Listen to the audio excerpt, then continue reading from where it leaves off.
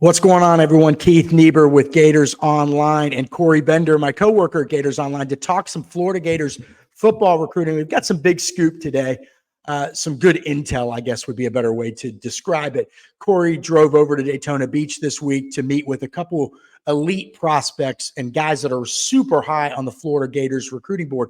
One of them is top 100 prospect and on-3 5-star defensive lineman LJ McCray, and the other is 4-star cornerback Zay Mincey. So first of all, Corey, what were your general impressions? We'll break down each one individually in a minute, but it sounds like Florida continues to be a major player in the recruitments of these two dudes.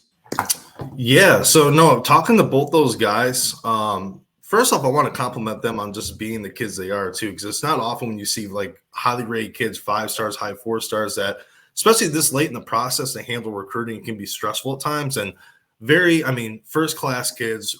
Great school. Coach Rowland's an awesome head coach over there. So just wanted to get that out of the way and compliment them. But, yeah, I think with Florida, both of them, I definitely like where Florida stands with each of them. I know one of them has a visit. We'll touch on each of them as we go on. But, one has a visit scheduled. Florida's near the top for both of them. And you can also say Florida's trending in the RPM for both as well. So Florida's definitely sitting in good standing with both these elite prospects.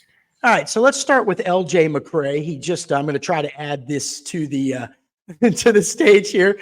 I'm not exactly super savvy with all this stuff, but LJ McCray, number 1 defensive lineman in the country now, for on-3, number 8 overall recruit nationally for on-3.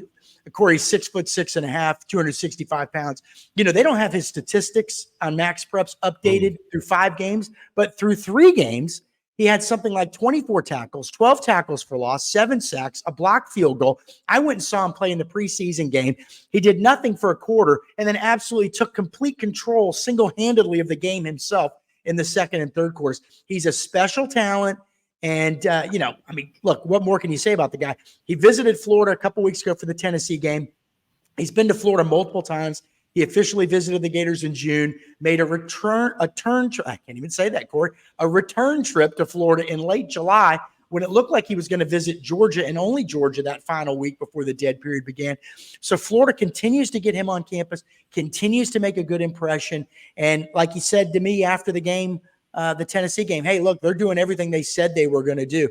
Corey, the guy he's special. Is Florida the favorite, I guess, is the question. We know he's got a top 5 of Florida State, Auburn, Miami, and Georgia. It seems like Florida's the favorite, but, you tell me. You went over there and spent some time with them. Yeah, I think it's extremely close. Right now, as of today, I'm favoring Florida. I keep circling back to that Florida State OV next month. I think that's going to be key. He took 4 OVs over the summer. All of them were awesome. And at that point, like you said, when there's summer OVs, obviously it's not during the season. So I think that FSU, with how good they're playing, that OV is going to be – I think it could have a huge say on that. He'll be making his decision later on that month as well. So I think right now I'm favoring Florida. The staff members are really going all in for him. And you said something, Keith, that kind of caught my attention too, how he said they kind of backed up everything they've been telling him. And, that's after a big win. And you're kind of in that visit high. Everything's just amazing. You just got off campus. This is a few weeks later. So he said the same thing to me. He said the atmosphere was unreal. You had to be there. If you weren't, basically like, I'm sorry, you weren't there. So I think overall, Florida as of today, that's who I'm leaning towards. Actually, working on the screen here, trying to figure out, there's Corey again. All right. We're not exactly professionals when it comes to using this equipment. So, here's an interesting thing. You didn't really mention Georgia, and a lot of people, Corey, think that it could be Florida or Georgia. They got him on campus that last week in July as well. Number 1 team in the country. Defensive line has been extremely stout there. Apparently, optimism is very high in Athens. Yep. So to me, it feels like there's still really 3. Look, he's saying 5 teams. We should point out he's going to be at Auburn for an unofficial visit this weekend. But it feels like there's really 3 teams to keep an eye on: Florida, Georgia, FSU. Corey, this, another thing that you talked to him about this week, and we should point out, not to take shots at anybody else, but we're getting out on the road. We're going to meet with these people in person. We're not just reading other people's stories. We're getting in the trenches and to try to get a good read on these guys. And that's still difficult.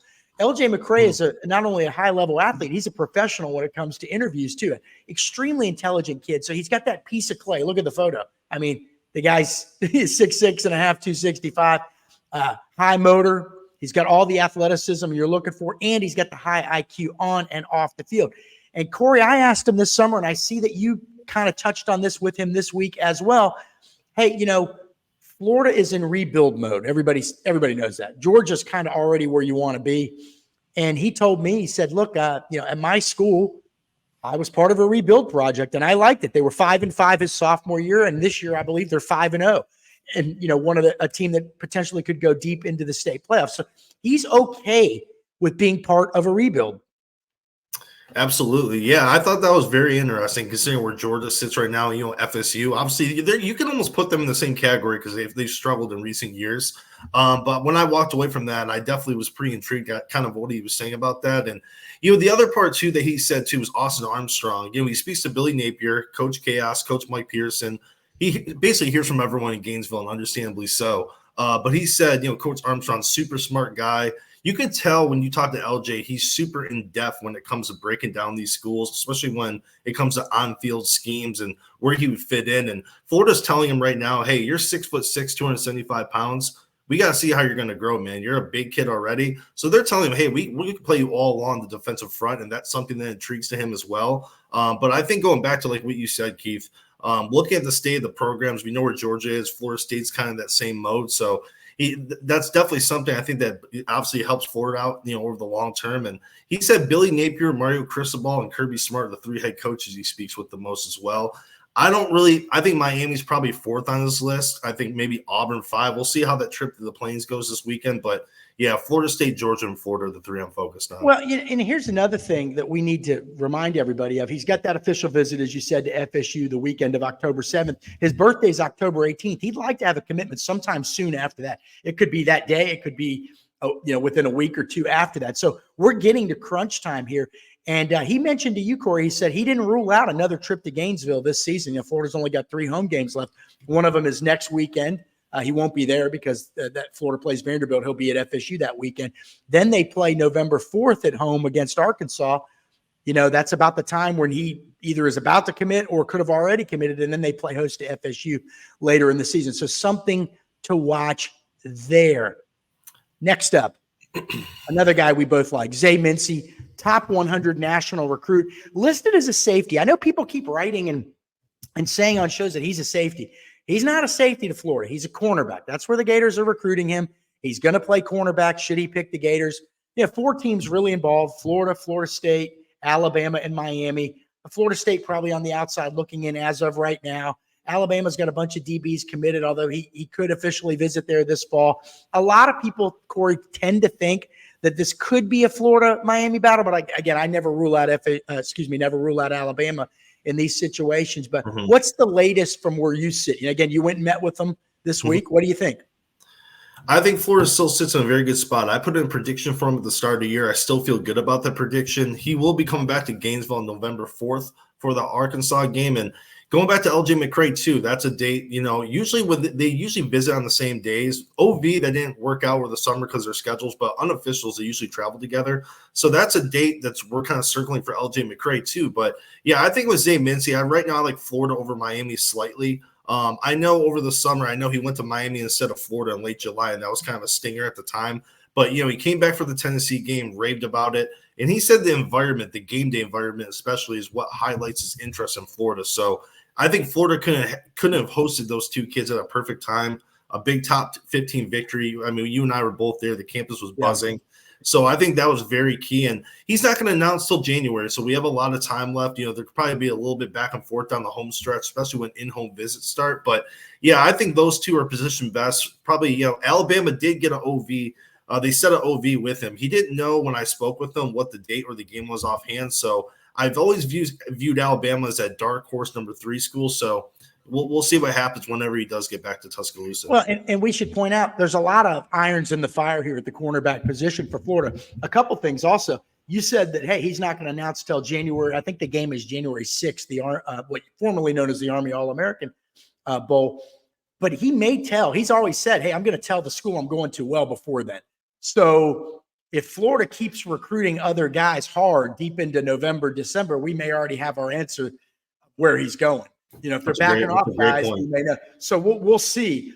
So some other guys they're working on, you know, Jameer Grimsley, who's committed to Alabama. So we got another Florida-Alabama battle here. He's a 4-star corner from Tampa Catholic, probably going to visit Florida, I think, sometime in the near future. Same thing.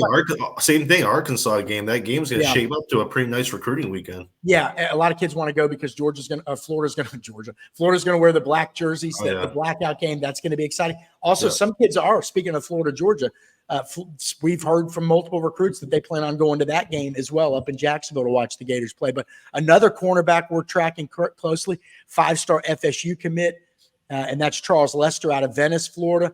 So, you know, he visited just this past weekend, said a lot of good things, said he's going to go back to Florida at least 2 more times, once for a game, once for an official visit, could attend 2 more games at Florida. Florida seems to be making some progress there. It seems like they're playing pretty far behind, but boy, he said all the right things after the game the other day. But Zay Mincey has been a key target for Florida for a long time. You've got 2 cornerbacks committed right now if you're Florida. You got Teddy Foster, the 3-star out of Sarasota, Cardinal Mooney, and then you've got the John Ehret, Louisiana standout, Wardell Mack. Now, Wardell Mack has said, hey, I'm still going to visit other schools, Texas, LSU, FSU. We did some checking. Texas has a big home game this weekend. We do not believe, at last check, we do not believe he was headed there. So he may not be going anywhere this weekend. Florida still feels fairly comfortable about holding on to him, but you've got to always got to be prepared. They love to add a third corner, an elite guy. And, but you're going to have to hang on to Wardell Mack because, again, a guy that says, first of all, he's from Louisiana.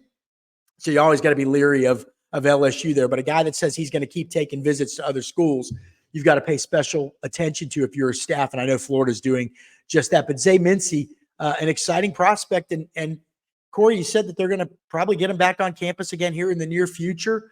But Miami, what did he have to say about Miami? Because that seems to be the team that's generating the most buzz outside of Florida. Yeah, I think it's the coaching staff down there in Miami. He really connects with them, and it's the same thing. I think relationships are pretty big with this kid, and I know Mario Cristobal, he's heavily involved in his recruitment. Most of the defensive staff is as well, and I know overall when he went down there too, another word that was brought up, from speaking to him in the past too, was the word brotherhood. So that's something overall down in Coral Gables. That's something that really intrigues to him, and I think personally, I think it's super close between those 2 schools, and I think you said it perfectly, Keith. I think FSU is on the outside looking in. He did mention that he might go to FSU for the Miami game later in the year. They were at his game recently, too. I don't know which assistant for FSU was on the sideline. So never say never with them. But I think, Miami and Florida kind of have similar traits as far as the coaching staffs and the culture. And I think that's exactly why both those schools are near the very top for them. All right, let's put ourselves on the spot here. As of today, where do we think these guys are going? LJ McCray, Corey, you can go first on that one. As of today, Florida. If signing day was today, I say Florida as well. Zay Mincey, Corey, what do you got? Florida for both of them. Yep. Yeah, I'm just torn on Zay Mincey. I can't get a good read on him. I'm not ready to make any kind of prediction. Even today, you would think I'd say obviously Florida, but I feel more comfortable with Mincey than McCray. Interesting. Yeah, that's what makes recruiting fun. I've only met up with Mincey, talked to him a couple times in person. Very pleasant, by the way, as they both are. But good stuff, Corey. And we'll see how this shakes out because, Florida's got 21 commitments, the number 3 class in the country. But to hold on to a top 5 spot, they can't just sit still. They've got to finish strong. So you've got LJ McCray on the defensive line, Zay Mincey in the secondary. Add both of those guys, you're almost certainly going to end up in the top 5. And then if you could flip somebody else like a Charles Lester or maybe land 5-star offensive lineman Jordan Seaton, then all of a sudden you're looking at holding steady in that top 3. And again, not only would they be ranked high, but you're talking about some significant wins over elite programs, right? So LJ McCray, Georgia's Georgia. And forget about the other schools there. If you get LJ McCray and you beat out Georgia for a guy, when Georgia's had a lot of success, much to the chagrin of Florida fans and all of Gator Nation, including the coaching staff, the success Georgia has had on the defensive line recruiting in the Sunshine State in recent years is troubling. That was a sure sign that Florida was not the Florida that we were all used to when they went down to Apopka and landed Jalen Carter, who, Corey, we both knew in high school was going to be look, I'm no genius, but I could tell, okay? Yeah, and then Jordan Hall last year out of Jacksonville, another defensive lineman. They can't afford to lose too many of these battles if you're going to take that climb into the upper echelon of college football again. And then Zay Mincey, obviously, another elite defensive back, and you can never have too many of those. So if you're building, we know what Florida's linebackers class is that Jay Bateman's got, the linebackers coach coming in. It's outstanding, but you only have one true defensive lineman committed right now. That's Nasir Johnson. And you'd love to add an elite cornerback as well. You do that, and no complaints in this recruiting class on the defensive side of the ball. For Corey Bender, I am Keith Niebuhr, both of Gators Online. Make sure if you enjoy this video, if you don't, that's okay. Like this video, subscribe to our YouTube channel. We got a lot of content coming out weekly, free stuff all the time, and leave a comment, good or bad. It's okay. We can take it. We'll just delete the bad ones anyway. And so also one other thing, Corey, I'm not a good salesperson, but right now, 1 month of Gators Online for all the best team and recruiting insight and the kind of the most fun message board community in the market. 1 month is $1. That gets your foot in the door. So go to gatorsonline.com right now. $1, 1 month. That'll do it for this edition of the Gators Online Recruiting Show. We'll talk to you soon. Take care, everybody.